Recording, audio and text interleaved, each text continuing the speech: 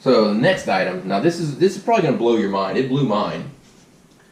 This is a Toy Story 2 Blu-ray, 3D, DVD, and digital copy. Factory sealed, not shrink wrapped. Factory sealed. I bought these at an auction back, I believe it was Black Friday 2018. I bought these for, along with a bunch of other brand new DVDs, for $3 a piece. I bought them as a bundle. There was, I don't know, like 12 or 13 of them in a bundle, and when I factored out my cost, it was $3 a piece.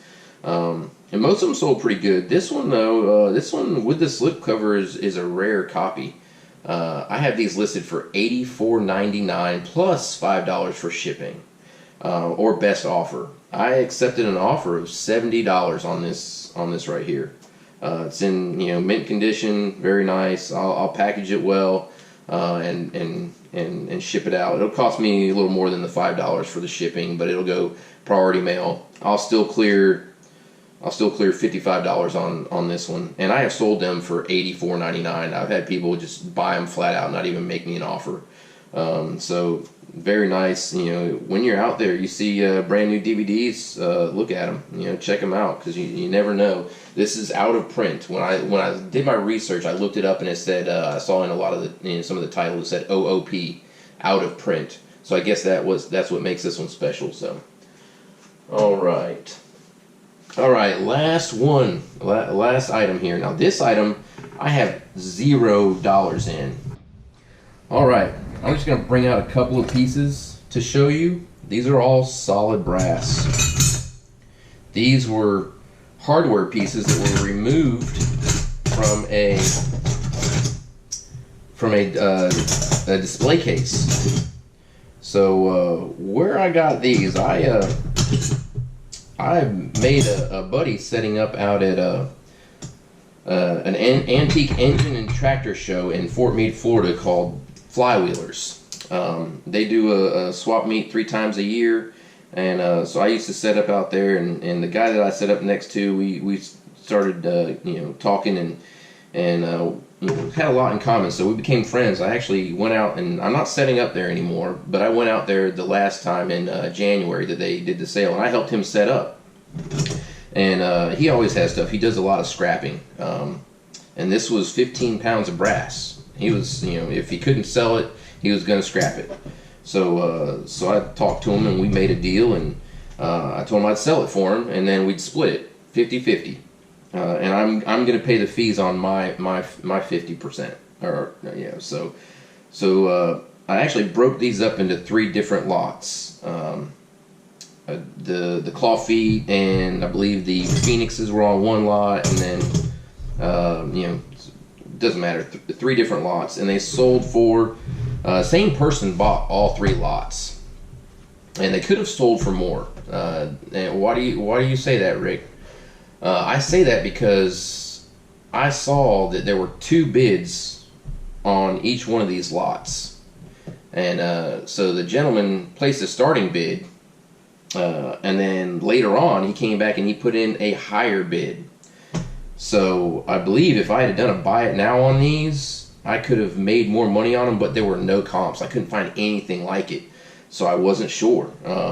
So what I did was I put a starting price that I was comfortable at. If they sold for the starting price, I'd been happy, and that's what happened. But if there was somebody else that came in, they would have bumped up that auction, and they would have gone for more. But the guy got lucky; nobody else wanted them, so he got them for his initial bid, and didn't have to pay the higher price that he had put in later. I don't know what the higher price was. I can't see any of that. I can just see that there were 2 bids. So Mike, I'm going to owe you $60 on this set. They sold for $120 plus shipping.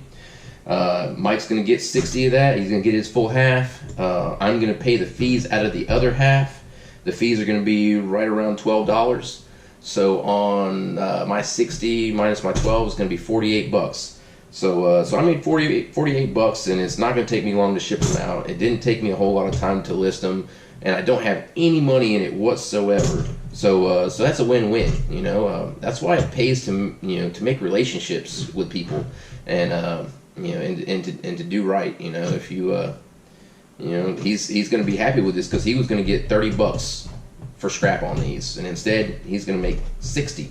So it worked out pretty well, and he didn't have to go through the trouble of setting up an eBay account, a PayPal account, and going through all the learning processes and trials and tribulations that are eBay to make the full 120. I'm sure he's going to be more than happy with the 60.